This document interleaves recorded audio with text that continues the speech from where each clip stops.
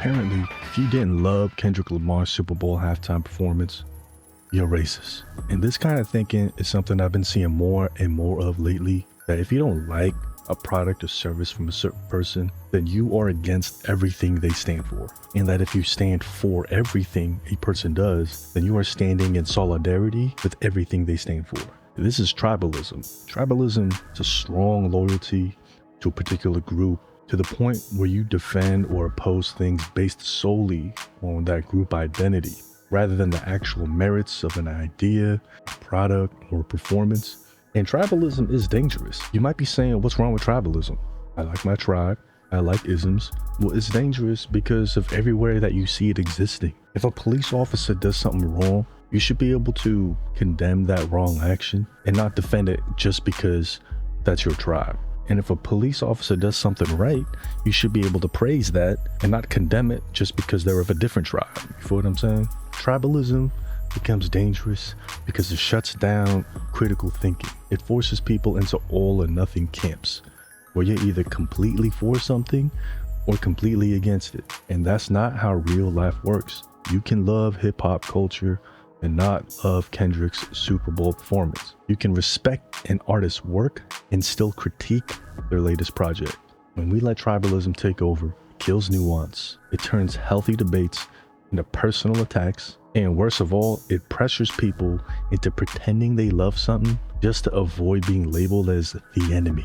That's not honest, and it's not how art or society should function. So, did I hate Kendrick's performance? Hell no, I liked it. I just didn't love it. I love having Samuel Jackson be there as Uncle Sam, and you had Uncle Sam critiquing Kendrick Lamar's performance as being too loud, too unruly, too ghetto throughout the performance. Very slick. Like any Super Bowl performance, he performed a medley of his songs, Humble, Squabla, blah, blah, blah. I loved the colors, because when the performance first started, it was red and blue, and red and blue was on the stage together. And then by the second, third, whatever song, you had the white clothes come on, and that was red, white, and blue, standing in formation to look like the American flag. A lot of symbolism, a lot of nuance.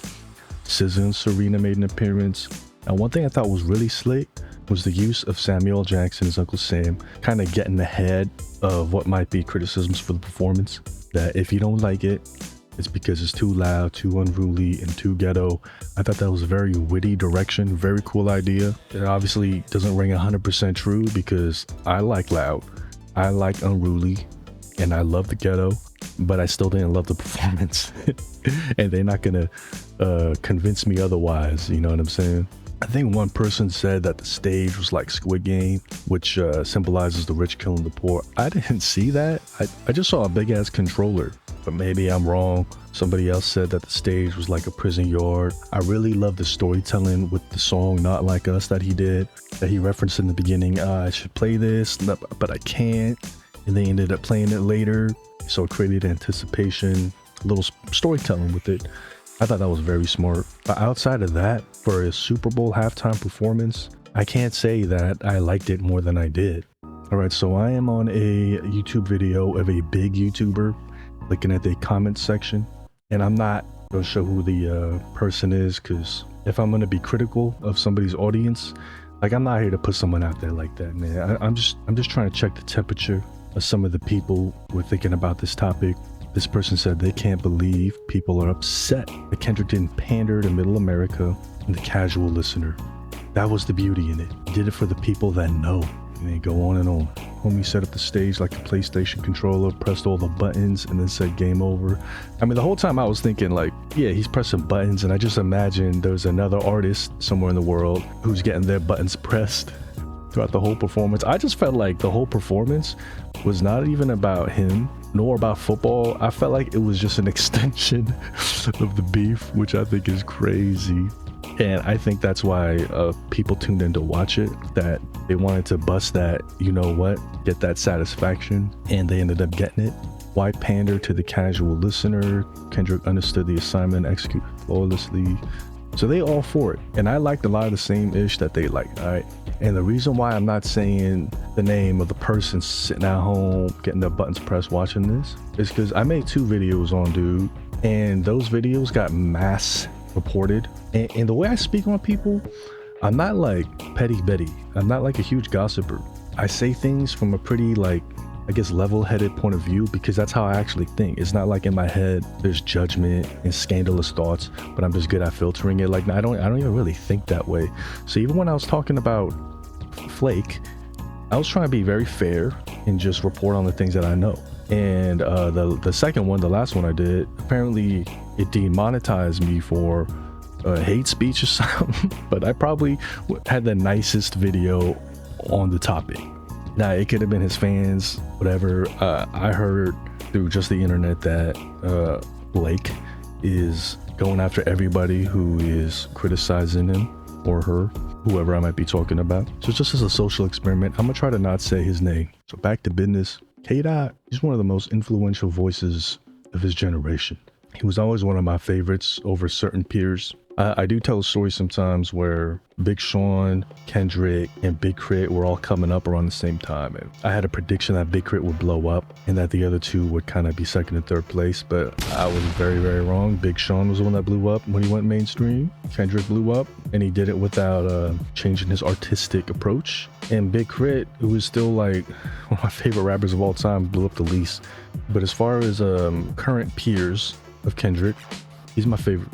And the reason being is some of his other peers, they're also in the Afrocentric category, but their subject matter and their expressions of it are in a place where mainstream America can still follow along and understand what they're talking about. They're kind of like a bridge between two parts of America. And I feel like that position as being the bridge, probably one of the most important roles in the world of artists talking about society. But the reason why I like K-Dot is because I grew up how he grew up, and I grew up noticing that if our story was to be told, that it had to be presented in a way where mainstream America could accept it first. I've personally lost jobs because of how rough around the edges I was when I was younger. And I know plenty of Black and Hispanic homies who faced that same hurdle where the mainstream world was saying, we'll accept you, you can get this job, but you have to be more like us first. Or you can be you, like be the cool token person, but it has to be in a way where we can digest it. Now, such is life. I ain't tripping. That's how it works everywhere, where there's a majority and a minority. But I just liked how K-Dot was a dude whose music didn't attempt to pander to anybody. And that is unique. And that is a big reason why I love him. And I'm gonna just call that the theme of his music, his artistic vision and direction. So naturally, I appreciate those same things, the theme and the artistic vision, in the Super Bowl performance. This is where my issue is, the scale and production value. If you look at other halftime shows, you can see a difference in spectacle. And I'm not talking about the theme and the artistic vision. I love those things. I love what Kendrick stands for as far as his artistic identity. I'm talking about the spectacle. And I'm only talking about it because it's the Super Bowl halftime show.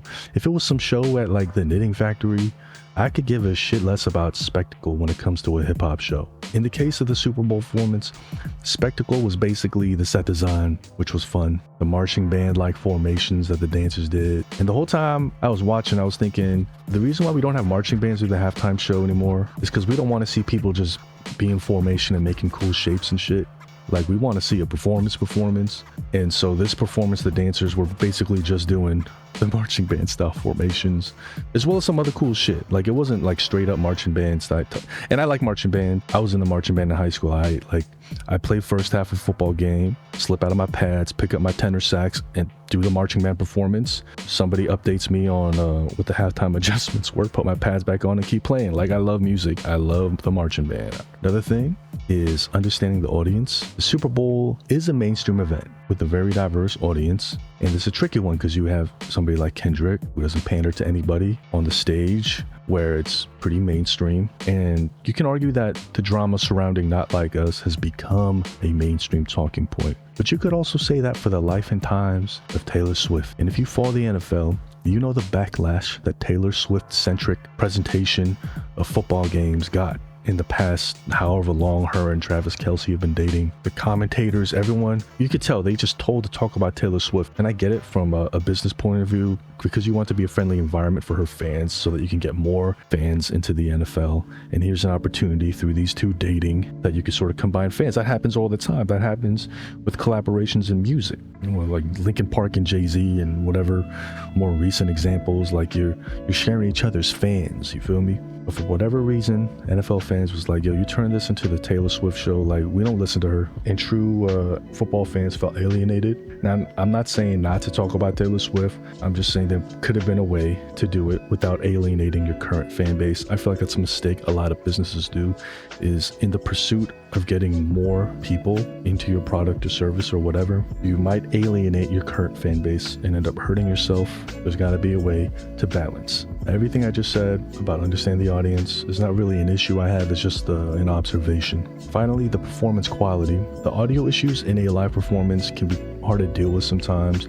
I mean, I don't know how they do it for the Super Bowl. Like, what do they do for sound check? Like, they literally set up the stage, and then they do a sound check, and then bada bing, bada boom, like, they're done. But then everything's gonna sound different when all the humans are in the stands and all their fleshy fat bodies are gonna absorb the sound at certain frequencies depending on how obese they are or whatever, and it's gonna change everything. And there's just so many factors in a live situation that it's gonna be hard to count for everything. And the result of it was that they didn't have a good day. They didn't have a bad day, but they didn't have a good day. There was like 1 or 2 songs where I couldn't hear Kendrick's vocals like pretty much at all. I only knew what he said because I know his songs. And then the songs where you could hear him, like, it wasn't cutting through that much. So not good or bad, it was just mid.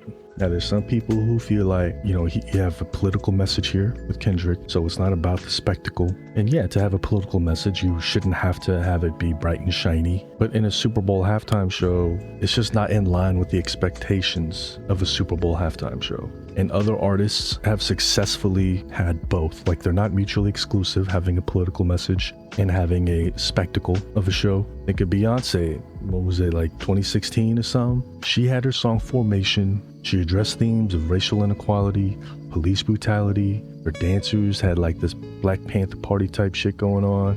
And despite all that, the show had high energy choreography, high production value. It was a spectacle. Shakira and J-Lo had a performance in 2020. They addressed political issues, but the staging, the energy, everything was high. Everything was vibrant. Everything was dope. I remember watching the Lady Gaga joint, let me see, 2017, God Bless America, This Land Is Your Land. I mean, her whole performance had deep political connotations. She included a song that's like an anthem for the LGBTQ plus community, political undertones. But that performance, that show had like technical achievements, like it had production value. So the spectacle didn't take away from the theme of the show, it added to it. But here's the thing, that whole dance monkey dance, like, should you have to be a spectacle to be heard? No. And if that's your stance, I vibrate with it. I don't think you should have to be a spectacle to be heard if you're a minority. And his performance, it wasn't boring. Like, it was very West Coast. It was very his audience. I think it's just the expectations of a Super Bowl halftime show, as far as the performance quality, the scale, the production value, were not met. But it wasn't a lazy performance. There were a lot of cool ideas in there, a lot of nuance, a lot of symbolism, a lot of fun. Therefore, I liked it. Under the 3 categories: 1, theme and artistic vision; 2, being scale and production value; and 3 being the technical quality, whatever. 1 out of the 3 was dope as always. The other 2 were mid. Not bad, but mid. Therefore, I liked it. And because I didn't love it, people are making all kinds of weird ass accusations and saying that the reason being must be because I don't like the theme and his artistic direction. Motherfucker, that was the only thing I liked. What are you talking about? The boldness, the artistic integrity, I love as always. All right. And when I mention that, or when I see other people mention it, people say, oh, you racist, or you're not for the hood, or you're not down, or whatever else. Completely ignoring the fact that those things that they think I'm not down for were the only things I liked. And not to mention, most of the critics I run into who are trying to speak on the hood are not actually from there, which is fine. Like, everyone has a right to be from where they're from and have that be celebrated. But when you look at someone like me who came up how I came up and try to tell me about where I came up, and you not even from there, my heart, that is gatekeeping me from my own culture based on God knows what, which is a result of tribalism, which turns everything into a personal attack and it pressures people to love something that they otherwise probably wouldn't have. It threatens honesty, integrity, authenticity, which are all things Kendrick stands for. So hop off my labia.